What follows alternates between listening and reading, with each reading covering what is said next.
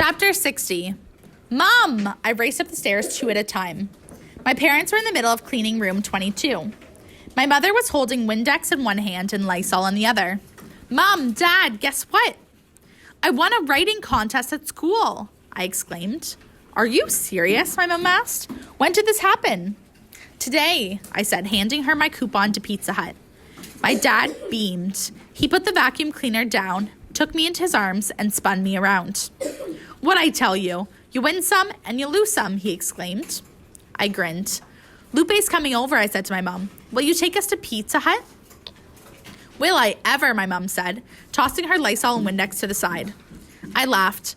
Ever since I could remember, my mom had been asking my dad to take her out to eat. But of course, we could never afford it. And now we could finally go. We didn't even need to carry a fake shopping bag. The pizza at Pizza Hut was bubbling hot. My mouth watered before I even tasted it, just from the smell wafting towards us from the kitchen. Lupe dug into hers, smiling as she devoured the cheese. This is so good, Lupe said. I put a slice onto my mom's plate. She took a bite and purred. It was almost enough just watching the two of them. I was so happy. I looked around the room, thinking of all the times I'd walked by this place, peering through the windows, wondering what it would be like to sit in one of the booths. Mia, you gotta taste this, my mom pointed to my slice. I took a bite and felt the dough melt in my mouth. I'd had pizza before at school, but not like this. I closed my eyes, savoring every morsel of cheese and pepperoni.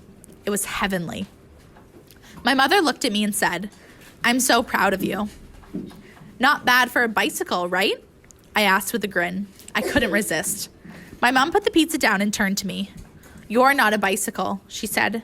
The truth is, I'm the bicycle. Mom, you're not. Yes, I am. You see how my English is. My English is terrible. I thought about the stupid woman who made fun of my mom's pronunciation. So you say eggplant, eggplan. Who cares? My mom shook her head. It's not only that, it's everything. She looked down at the ground and back up at me. Math, I could help you with. But Mia, I cannot help you with English. I finally understood why my mother had been saying all these things. She didn't want to hurt me. She wanted to help me. And she couldn't help with English. That's why she was constantly pushing me to do math. I wanted to say to her, Mom, have faith in me. I can do it on my own. I figured the front desk out on my own, didn't I? Don't worry, Mom, I said to her. You don't always have to help me. I can do it. My mom didn't say anything for a long time. Then she smiled. Clearly you can, she said.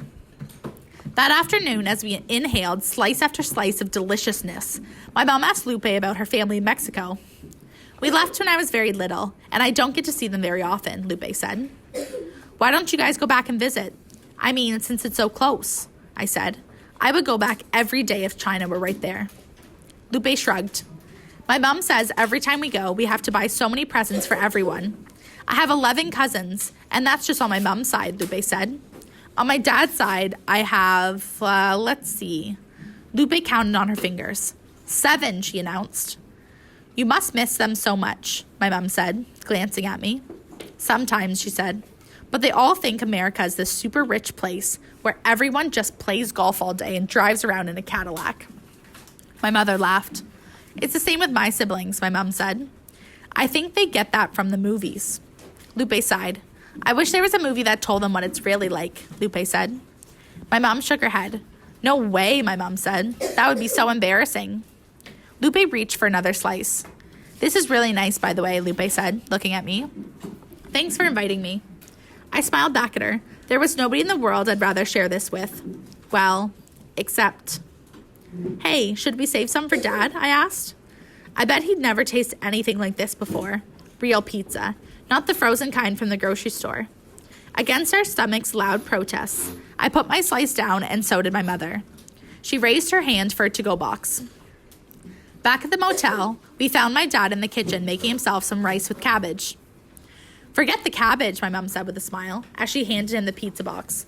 Look what your daughter brought you. My dad huffed and puffed about how we didn't have to do that, but I could tell he was secretly glad we did. As he bit into the pizza, he closed his eyes and moaned.